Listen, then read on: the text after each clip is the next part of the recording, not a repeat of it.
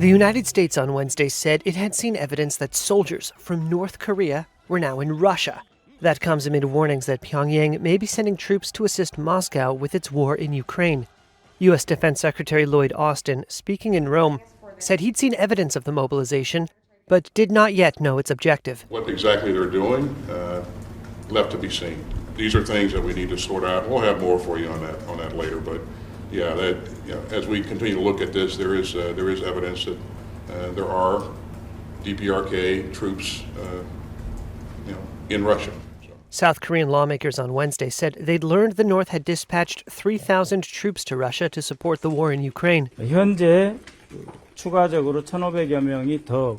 The lawmakers told journalists Pyongyang had promised to provide Moscow a total of around 10,000 troops. 총 북한군 규모는 약 3,000. And their deployment was expected to be completed by December.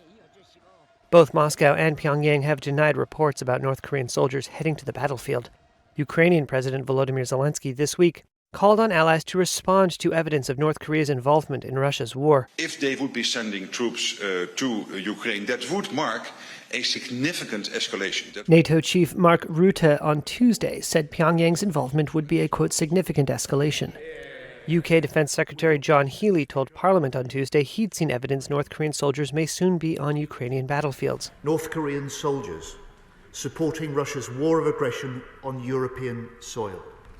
It is as shocking as it is desperate. One analyst told Reuters that using North Korean soldiers would provide Moscow with desperately needed troops and Pyongyang with better training for their armed forces.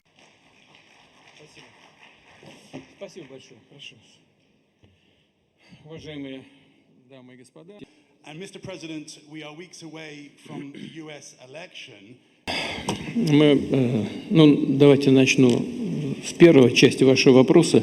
Снимки, они вещь серьезная. Если есть снимки, значит, они что-то отражают. Что касается наших взаимоотношений с Корейской Народно-Демократической Республикой. Как вы знаете, сегодня, по-моему, только ратифицирован наш договор о стратегическом партнерстве. Там есть статья 4.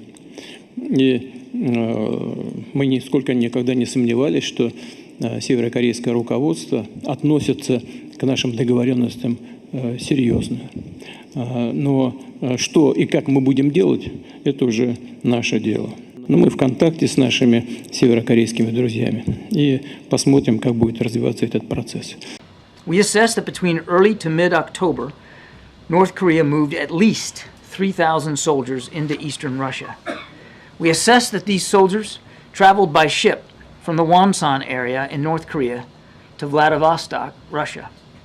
These soldiers then traveled onward to multiple Russian military training sites in eastern Russia, where they are currently undergoing training.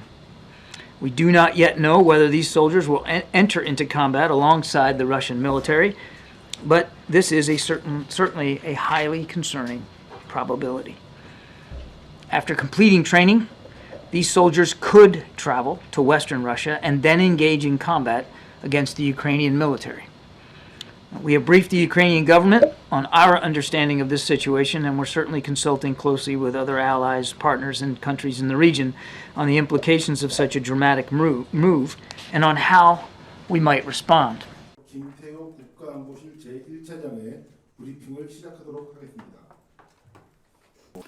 정부는 북한군의 즉각적인 철수를 촉구하며 현재와 같은 북한과 러시아의 군사적 야합이 지속될 경우 이를 좌시하지 않고 국제사회와 함께 단호하게 대처해 나가기로 했습니다. 정부는 북한의 전투병력 파병에 따른 러북 군사협력의 진전 추이에 따라 단계적인 대응 조치를 실행해 나갈 것입니다.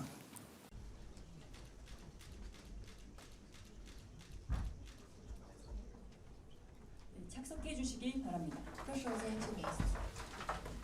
우리 두 정상은 북한의 핵 미사일 개발과 도발 그리고 러시아와의 불법 군사 협력을 강력한 어조로 규탄했습니다.